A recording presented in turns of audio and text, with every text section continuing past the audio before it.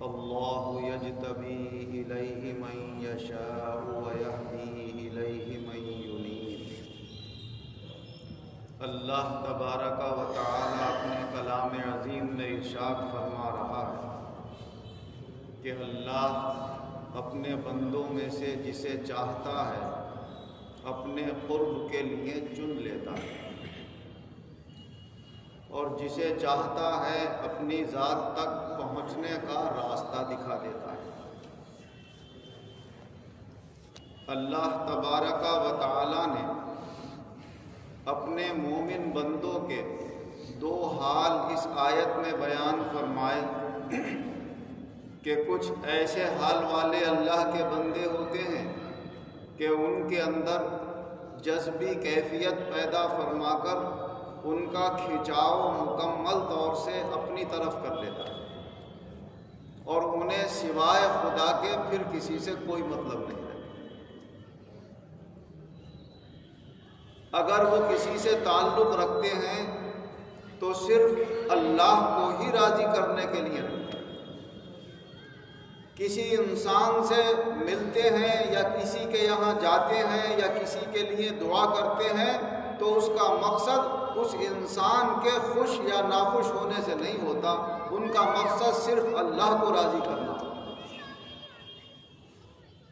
اور دوسرے حال والے وہ مومن بندے ہیں کہ جنہیں اللہ تبارک و تعالی نے سالک بنایا ہے، شریعت مطہرہ کے ضابطے اور قانون ان کے سامنے رکھ دیے ہیں کہ یہ صحیح ہے، یہ غلط ہے، صحیح اور غلط کے درمیان فرق کرتے ہوئے اپنی زندگی گزارتے رہو اور ان راستوں کو طے کرتے رہو۔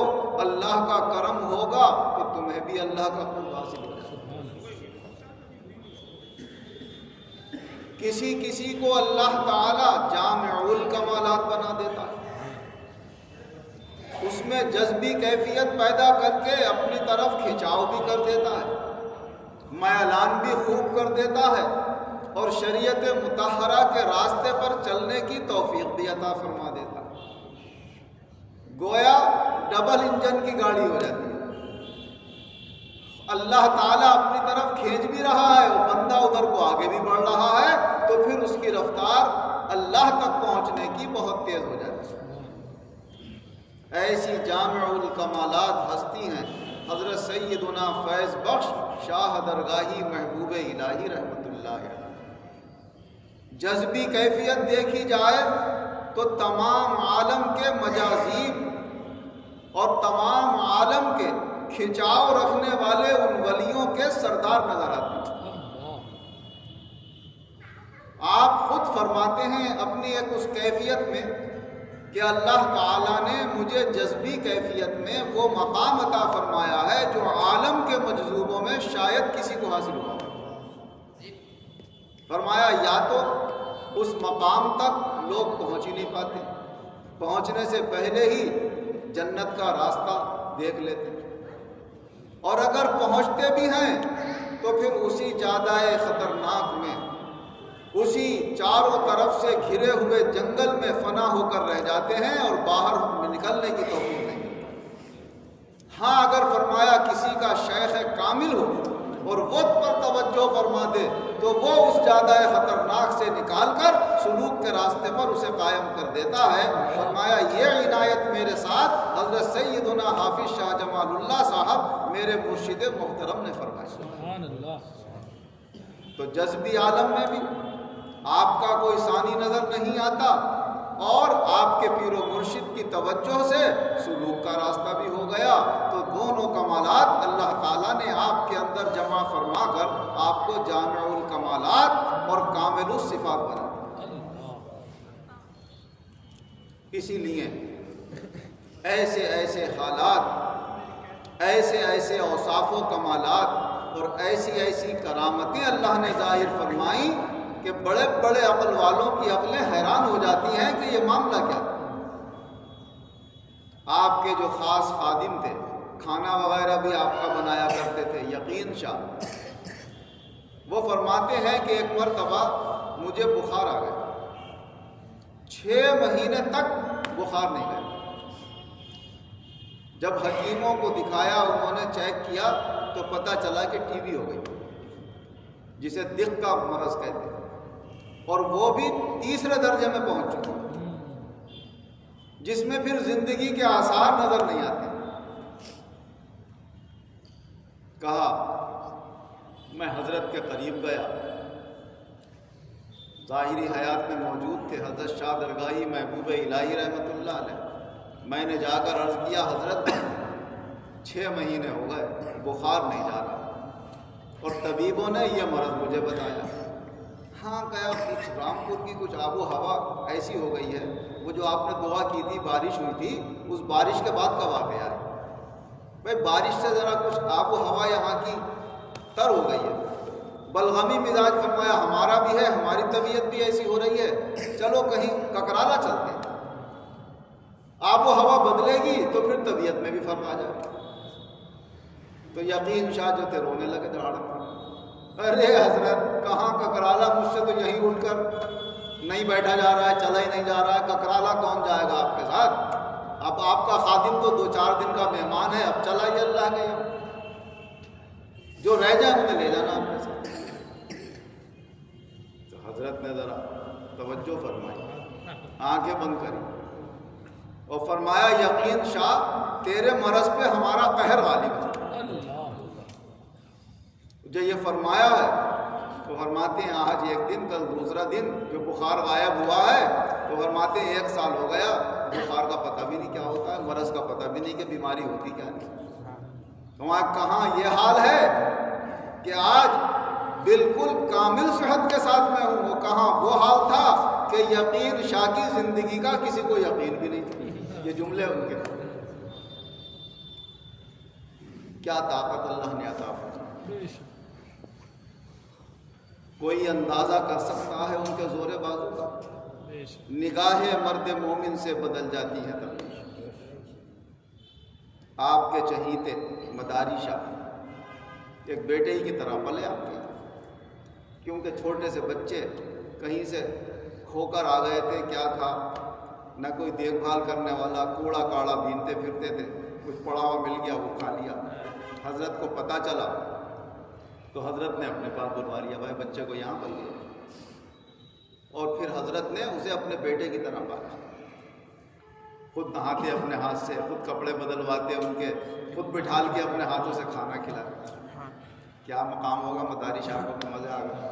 ایسی بزرگ ہستی کہ جن کے دیدار کے لیے لوگ ترستے ہیں، وہاں ان کے مبارک ہاتھوں سے کھانے کو مل رہا ہے، شفقت کا ہاتھ سر پر پھیرا جا رہا ہے۔ اور فرماتے ہیں جب تک میں کھانا پورا نہیں کھا لیا کرتا تھا اس وقت حضرت اس وقت تک سر پہ سے میرا ہاتھ نہیں ہٹاتا، صرف سلاتے جاتے تھے میں کھاتے جاتا، صرف سلاتے جاتے تھے میں کھاتے جاتا، اور جب میں کھا لیا کرتا پیٹ بھر گیا اور کھا لوں اور کھا لوں، اور پھر کیا الگ۔ فرماتے ہیں ایک مرتبہ میرے دانتوں میں تکلیف ہو گئی، 2-3 دن سے نیند نہیں آئی تھی۔ جب ایک دن زیادہ تکلیف ہوئی اور نیند نے بھی بہت پریشان کیا تو میں تو حضرت سے ذکر کرتا نہیں تھا چھوٹی بڑی تکلیف کا، مگر پھر میں نے کہا حضرت سے کہے بغیر کام چلنے والا نہیں۔ میں نے عرض کیا حضرت 2-3 دن ہو گئے نیند نہیں آ رہی ہے، آپ توجہ فرما دیجئے، تکلیف کم ہو جائے ذرا نیند آ جائے۔ اچھا کہ تم اپنا بستر ہمارے پاس ڈال لینا۔ کہ میں نے اپنا بستر حضرت کے قریب ڈال لیا، کہ ابھی آنکھوں میں نیند آئی نہیں تھی، کیا دیکھتا ہوں کہ حضرت نے میرا سر اٹھا کے اپنے سر گردن پہ رکھ لیا اور اپنا سر اٹھا کے میری گردن پہ۔ فرمایا کس کو یہ قدرت حاصل؟ لوگوں نے تو واقعات بنا لیے ہیں، یہاں پر حقیقت موجود ہے۔ میرے رسول صلی اللہ علیہ وسلم کا فرمان، سچائی اس کی اپنی آنکھوں سے اولیاء اللہ میں دیکھ لو۔ فرمایا جو اللہ کا ہوتا ہے اللہ فرماتا ہے میں اس کا ہاتھ بن جاتا ہوں۔ اب خدا اپنے ہاتھ سے یہ چاہے دستے قدرت سے کہ اس کا سر اٹھا کے یہاں رکھ دوں، اس کا یہاں رکھ دوں، کون روک لگا؟ جب کچھ نہ تھا تو اس نے بنا دیا، بنے ہوئے کے اندر تبدیلی کرنا یہ کون سی بڑی بات ہے؟ تو خدا کی قدرت وہاں کام کرتی ہوتی ہے۔ عقل جب یہ ماننے کو تیار ہے کہ ہمارے رسول صلی اللہ علیہ وسلم کا فرمان ہے اور ان اللہ علی کل شیء قدیر، بے شک اللہ ہر چیز پر قدرت رکھتا ہے، خدا کی قدرت سے کچھ بعید نہیں ہے. تو جب خدا کی قدرت کام کر رہی ہے اللہ والے کے دستے کرم میں, تو پھر وہاں پر کیا نہیں ہو سکتا. ہمارے بڑے آرام سے رات بھر نیند آئی. صبح کو پھر حضرت نے میرا سر اٹھا کے میرے سر پہ رکھ دیا گردن پہ, اور اپنا اٹھا کے میں اپنے آپ لگا لیا. صبح کو میں اٹھا تو بالکل سکون اور اطمینان. تو نیند ٹھیک سے آ گئی. حضرت بڑا کرم بڑی عنایت, نیند بھی ٹھیک سے آ گئی, تکلیف بھی اللہ نے. تو ایسے ایسے اہم واقعات, ایسے ایسے شان والی کرامتیں کہ آدمی کی وہاں پر عقل حیران. جو زبان سے کہہ دیں وہ بات ہو جائے, جو ہاتھ سے کہہ دیں وہ بات ہو جائے.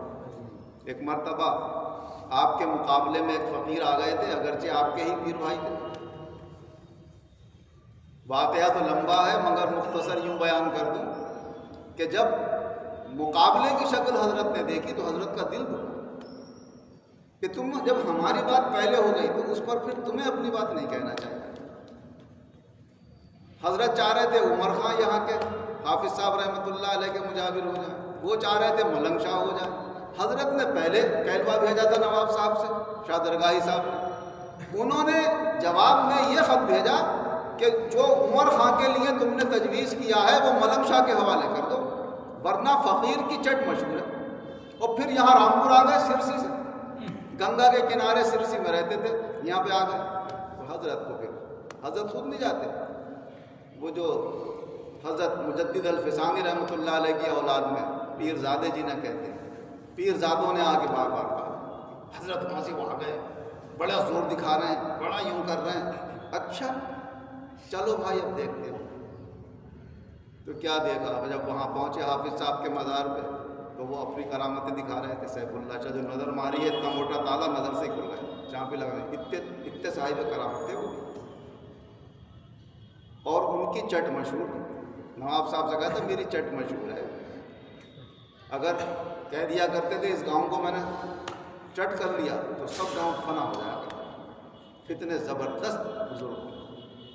مگر شاہ درگاہی صاحب کا کیا مقام ہے اللہ, زبردستوں پر زبردست, سرداروں کے سردار نظر.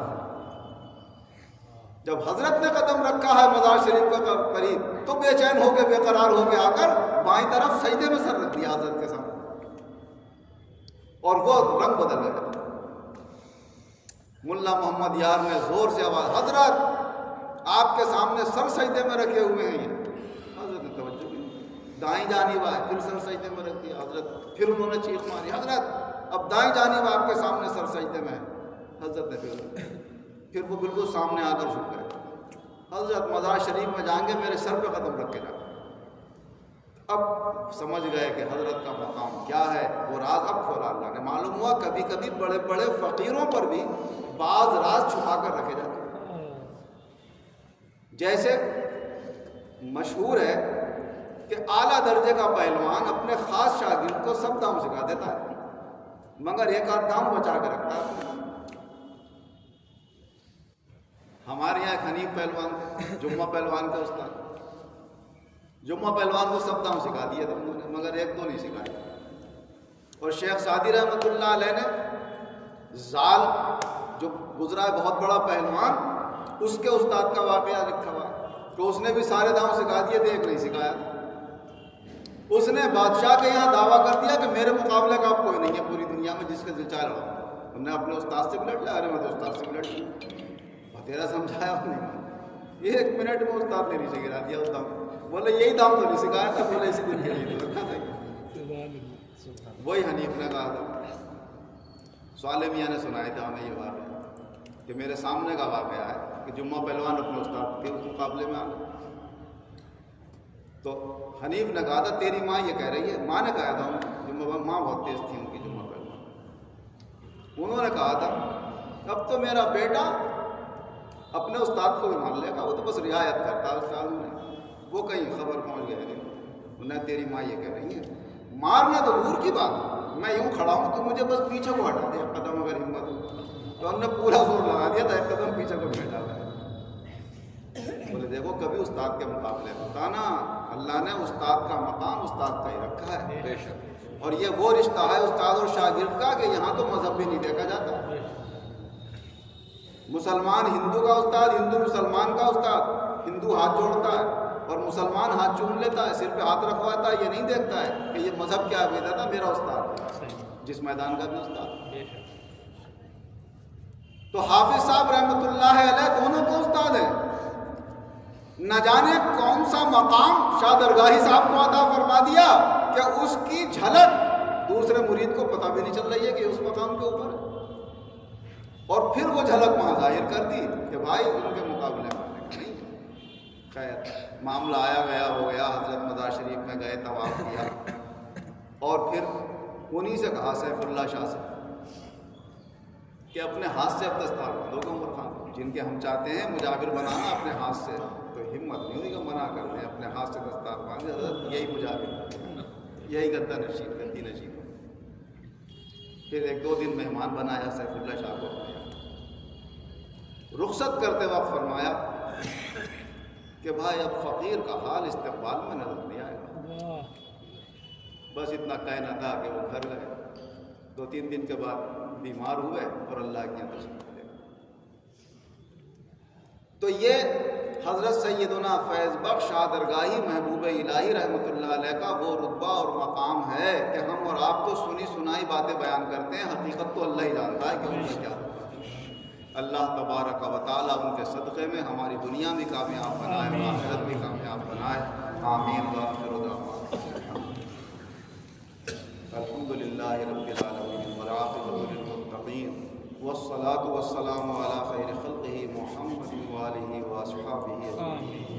اے اللہ تیرے یہ ولی بڑا اونچا مقام رکھتے ہیں، ہم میں تو یہ بھی طاقت نہیں کہ ان کے ذکر کو ادب کے ساتھ بیان کر سکیں، اس میں کوئی کمی کوتاہی ہو تو بھی معاف فرمائے، بھی معاف کرا اور ہمیں بادب اپنا بھی ادب عطا فرما، اپنے رسول صلی اللہ علیہ وسلم کا ادب عطا فرما، قرآن مجید کا ادب عطا فرما، اولیاء کرام کا ادب و احترام، خاص طور سے پیر و مرشد کا ادب و احترام۔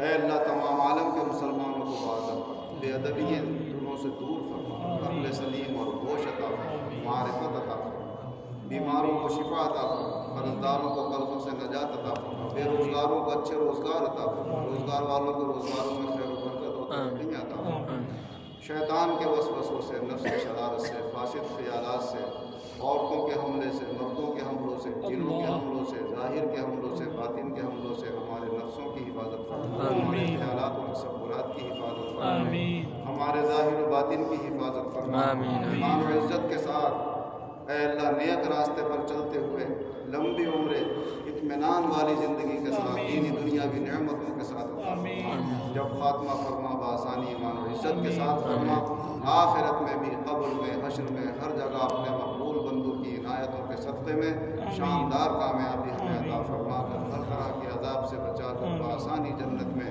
اپنے مقبول بندوں کے ساتھ داخل فرما، آمین بجاہ النبی الکریم وبحرمت سائر المرشدین وصلی اللہ تعالی علی خیر خلقہ محمد وآلہ واصحابہ اجمعین برحمتک یا